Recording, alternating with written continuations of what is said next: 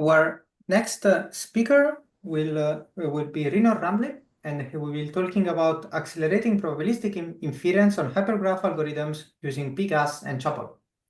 So let's join me in welcoming the speaker with a round of applause. And Rinor, the floor is yours. Thank you very much. Let me share my screen.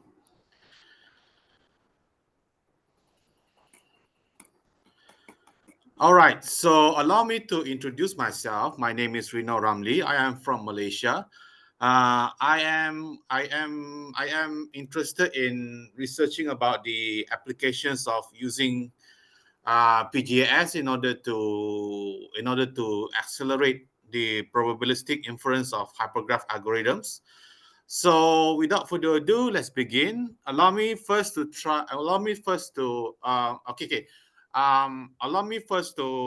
introduce what is a hypergraph. A hypergraph is basically a generalization of a graph in which a hyper H can join any number of nodes. Let's move on to the what I would introduce to be a hypergraph PGM, or a hypergraph probabilistic graphical model, where imagine that each node of a hypergraph represents a random variable.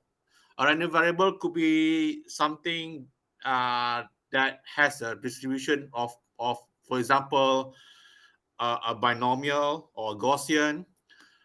And imagine that every hyper edge of that node actually encodes rules that ties these random variables together to form a child random variable. So, for instance, I just let you see the simple math here. This is like the simplest possible example of a child random variable encoded by a hyper edge. So, allow me to move on. And what what what I'm bringing up here is that the PGS system is highly applicable for today's, so for many of today's critical use industries, whereby they are being used in applications such as genomics research, quant trading, fraud detections, and so on. And it's quite interesting here is because the research on PGM systems also serves as a precursor towards Bayesian neural networks and HPC AI, which I also plan to be studying pretty soon, and also opens the way to HPSC, in other words, high performance statistical computing. So let's move on to the actual challenges of scaling hypergraph algorithms to HPC level. By HPC level, I am referring to how hypergraphs may have like millions of nodes and millions of hyper edges, and and and and and and to compound on that, if we actually represent hypergraphs as a probabilistic graphical model, each of the nodes might have their own random probability distribution, which compounds the complexity of of um, of running this effectively. So the one of the factors here is the data flow. What I mean by data flow is that the many of algorithms in hypergraphs operate in a manner such as you can see here, A, B, C, D, E, F, G, meaning that A must finish first in order to B to proceed, and B must finish first in order to proceed, and so on. I mean, it looks quite trivial here if you see from A to G, but but uh, a hypergraph algorithm can easily go for an even longer chain that will result in a significant computational lag, hindering its adoption at the larger scale. And indeed, many hypergraph algorithms are inherently data flow heavy, so that is one challenge. And then the second one is the presence of branching logic, which run in contrast to the many of the typical architectures of computation nowadays, which are reliant on monolithic GPU units. The GPUs are very good at SIMD. Yet, while SIMD could actually handle a bit of branching logic, but it starts to suffer when there is an extensive amount of branching logic involved. So, and also there's another one there's another challenge, which is how PGMs and statistical computing rely extensively on task parallelism. Yet, GPUs also do not do task parallelism well. I mean, they can do, but not that well at a very large scale. So the typical solution that we use today is to offload task parallelism to CPUs, but even CPUs themselves have limited amount of cores in order to produce threads for large scale task parallelism. And let me just move to the other side. Okay, and also there is also the dependency on GPUs, which for the really high end models, such as the A100 series by NVIDIA, they can become very expensive. And there is also the drawbacks of region locks by HPC providers. And as we understand, there also there are some geopolitical risks nowadays, such as the ongoing tariffs, the trade wars, and the raw earth logistics and tensions with the China, where many of the manufacturing base of the chips for GPUs are located in. And also, as we all know, the obvious one, the massive carbon footprints and how reliant on singular quality over quantity architecture makes it vulnerable to shocks from individual hardware failure. So, all right. I have like 8 minutes. Let me just speed up. And dependency in physical HPCs. Yeah. So this is also a challenge where many HPC models are overkill for smaller tasks, hindering experimentation, and they have zero flexibility in configuring individual local hardware, and it's not quite suitable for processing low power tasks, and misalignment against market sentiment, and how there is a focus on trying to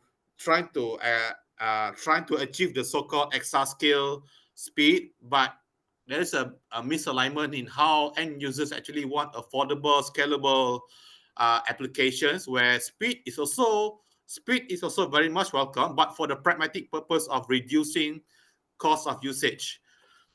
So yes, so this is what I'm trying to go for, my hypothesized alternative solutions, where instead of relying on very monolithic, very expensive GPUs, I try to do away with it and try to use CPUs or TPUs, or like maybe with smaller GPU units, and rely more on multi-local computation instead of singular ones.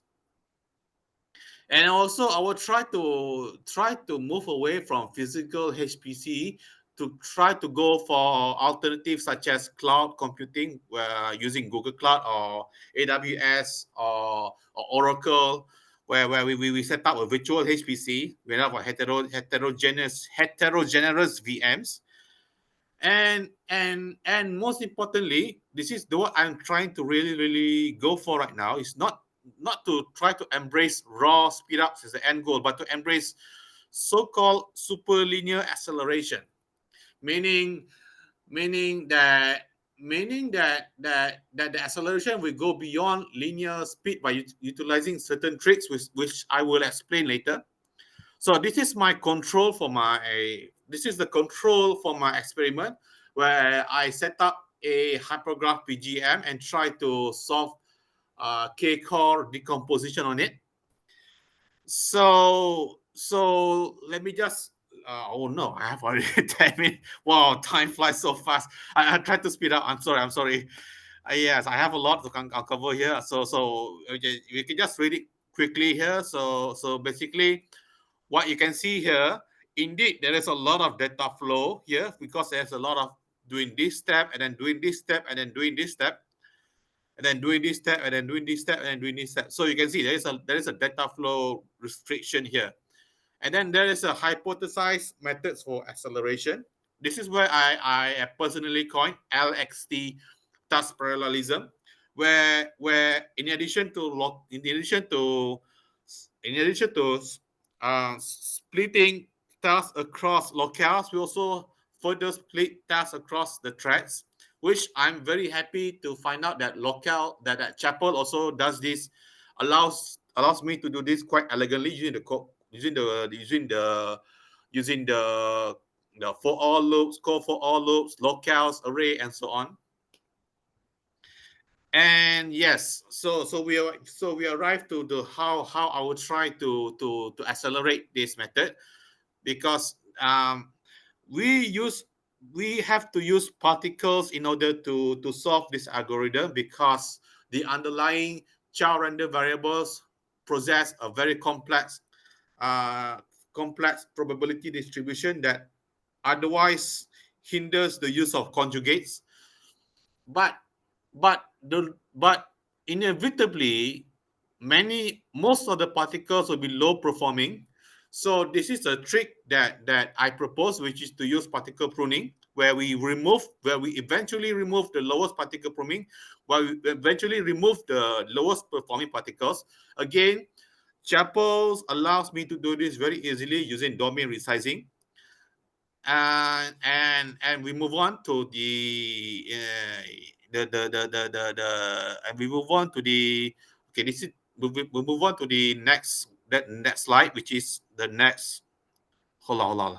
Okay, the stochastic histogram memoization. This is quite a bit technical, but allow me to explain. Okay, so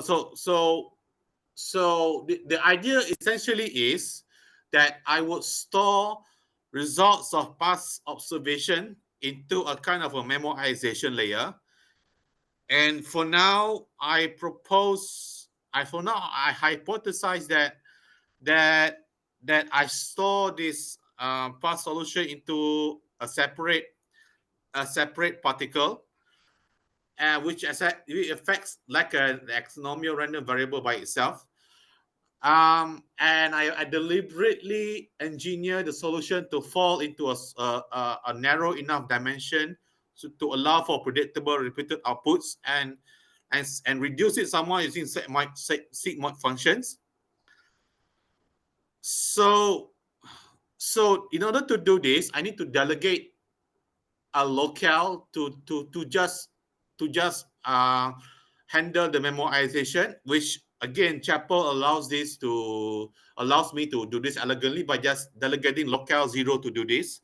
So this is what I'm trying to go for, kind of a heterogeneous setup where locale 0 as the orchestrator of the entire program will not only handle the rest of the computation for the other locales, but we'll also do some of the low powered tasks that can be done sufficiently with just one low powered locale, while the rest will do the comparatively heavier loads.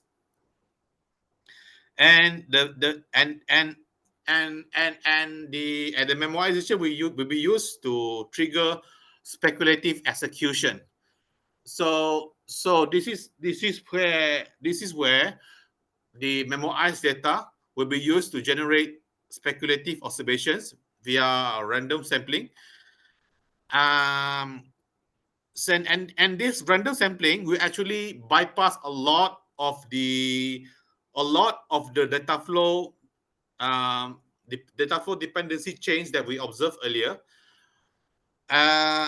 Because it samples at zero, at O02 complexity instead of OFAB, and I hypothesize I can make this even faster by using tricks such as branch masking to try to get this to approach O1 to make it even faster.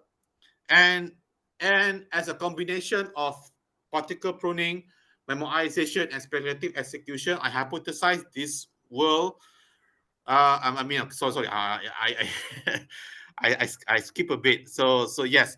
So going back to speculative execution, it will. I try to hypothesize using how the locales can be split into two. One does speculative execution and the other does definitive execution, and the user will just be presented with the result from speculative execution. The the definitive execution will only be used from that point onward to correct the speculative execution in a style reminiscent of look ahead speculation, as we can see in online games, and they will have some sort of packet based rubber banding where it will correct the results of the speculative execution, and it will be expected to be there will be expected to be less and less corrections for the speculative execution the longer it runs. Yeah, so I hypothesize that the end result will be superlinearity, where the longer the algo runs, the faster it gets, and how the acceleration becomes more pronounced and we add more locales. So, for example, if I only have two locales, I can delegate one locale for the speculative execution and the other locale for the definitive execution, and only trigger it after I prune the particles for at least 50%. But I imagine if I can have 10 locales, I can kick off the speculation execution even faster. Maybe just start as soon as start as early as 10%. Or if I have 20 locales, I can start as early as 5%. So yes, so this is how this is my hypothesized way to try to crack the challenge of scaling up statistical computing to HPC level. And this makes for a strong selling point for end user, because superlinearity incentivizes user to actually subscribe for the largest portion of UKL usage for HPC networks, and it allows for cost savings that go beyond just offering discounts that bury it into profit margins. And yes, so I'm running short of time, so I'm just trying to move faster. So let's just highlight how this project of mine can also be beneficial for ESG, where I do away with very expensive GPUs and we stop depending on physical HPCs, and we use very cheap VNs for low power tasks, and we can do away with physical connects, and we can embrace the use of Ethernets. And yes, so my future research will be to try to find ways to replace the data parallelism with more task parallelism, and to dive and to expand this into Bayesian neural networks, and to try to see if I can apply this kind of a multi-locale superlinearity in other domains, and to develop a backend for employing this feature in-house. And also I will try to do away with particles entirely to use reinforcement learning, which I hypothesize yet again to be even better because of how reinforcement learning modules have the ability for meta pattern recognition. So yes, thank you for listening to my entire presentation. This is my email. Feel free to contact me if you have any questions. Thank you very much.